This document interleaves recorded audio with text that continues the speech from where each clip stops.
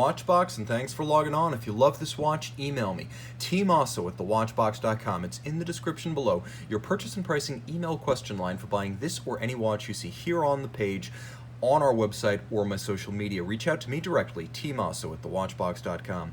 Today, we're discussing a watch that was launched back in 2018, the follow-up to the previous year's Cronometro Tipo CP-2. This is the Zenith Pilot Cronometro Tipo CP-2 Flyback, 43 millimeters in burnished stainless steel. It evokes the Acarelli CP-2 Cronometro Pilot's watches that were procured from Zenith and sold through their Italian retailer to the Italian military during the 60s. From roughly 1965 to 1970, about 2,500 of those were made. They look like this, but this watch is far more capable in every regard. So you have the historic look and you have a substantial size, as the original was a gigantic watch.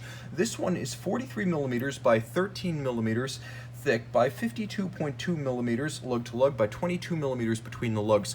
So what would have been gigantic in 1965 now feels like a full-sized and contemporary men's sports watch. On my 16 centimeter circumference wrist, the watch feels wonderfully comfortable. It's the thin profile that surprises me the most, as 13 millimeters is downright slim and darn close to a Rolex GMT. So if you can fit that under a cuff, you can fit this under a cuff. But because of the breadth across the wrist, the wideness of the lugs, I would say probably don't wear it on a wrist smaller than 15 centimeters circumference. Let's take a look at the hardware and the software.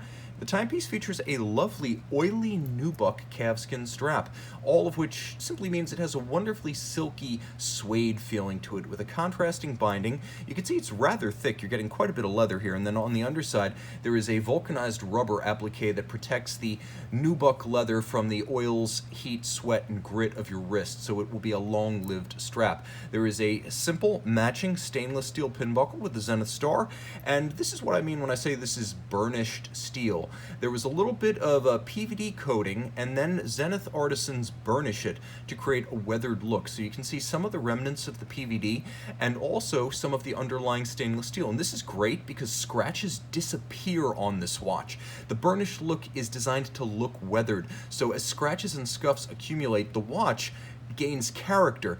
The timepiece doesn't even appear to be affected by blemishes, as they are part and parcel of the standard style. You have pump-style chronograph pushers, and of course this is a flyback, so it's different from the previous year's Cronometro CP-2. The 2017 model was not a flyback. This one does use caliber 405, the El Primero flyback.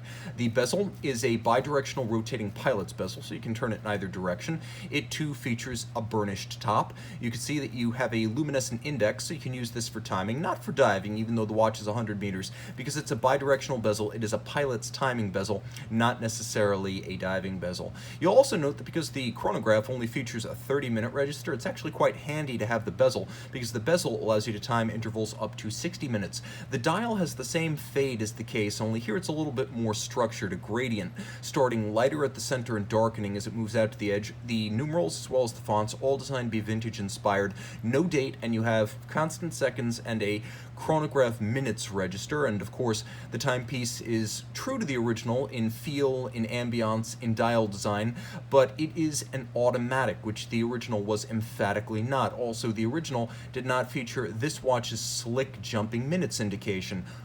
Now, the original did feature a flyback function, and so too does this one, albeit with the ability to appreciate that which Zenith hath wrought. All protected down to 100 meters. This is the caliber 405, originally created for the Rainbow Flyback, a French military watch from the 1990s. The Rainbow Flyback, which was probably the last military contract mechanical Zenith watch, lends its beating heart to this El Primero. 31 joules, automatic winding, bidirectional as the El Primero is. It beats away at 36,000 vibrations per hour or 10 beats per second, 50 to 52 hour power reserve, and you can see because it beats at a higher rate than a standard chrono, the seconds hand sweeps a little bit more smoothly. The timepiece featuring a lateral clutch and a column wheel, and you can see both of them in action. The column wheel thoughtfully blued to make it easier to pick out. The lateral clutch in action, moving away and towards the engagement at the center, and the watch featuring recentering hammers that are fully visible. down by my finger. So you have the beauty of a lateral clutch, which is fully visible, the crispness of a column wheel, and the El Primero movement, which is historically significant. Back in 1969, at least on the basis of the press conference, it was first to announce an automatic winding chronograph caliber. That is the claim to fame of the Zenith El Primero. They were first with the press release and press conference in a year when Seiko and the Breitling Hamilton Buren concern also, and Hoyer, to be fair, they were part of that concern too.